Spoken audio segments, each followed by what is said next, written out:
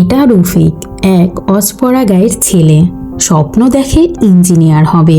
জুতো ছেঁড়া, বই পুরনো, তবুও সে থেমে থাকে না। বাড়িতে অভাব, তবুও ভালোবাসা পূর্ণ। মা বলে, মনোযোগ দিয়ে পড় রফিক, তুই অনেক দূর যাবি। রাত গভীর হলে অন্যরা ঘুমায়, আর রফিক সেই স্বপ্ন আঁকে আলো আর অন্ধকারে। গ্রামের বিজ্ঞান মেলায় সে তৈরি করে সোলার ল্যাপটপ। সবাই চমকে যায়, এই ছেলের চোখে আলোর ভবিষ্যৎ। এসএসসিতে জিপিএ 5, কিন্তু তাতে কি জীবন থেমে যায়? শুরু তো এখনো হয়নি। কলেজে ভর্তি হলো, কিন্তু নতুন যুদ্ধ।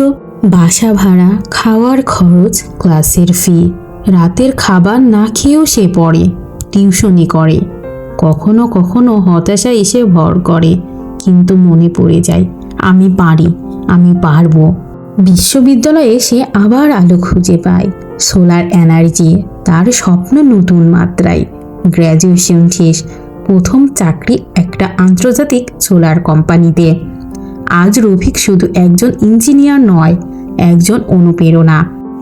সে একদিন আসে তার গ্রামের স্কুলে।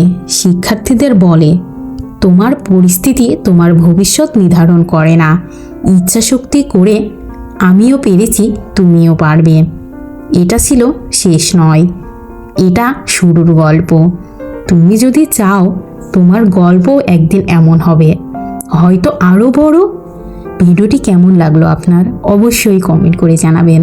আর কখনো হাল ছাড়বেন না, চেষ্টা করে যাবেন, আপনি সফল হবেন ইনশাল্লাহ একদিন।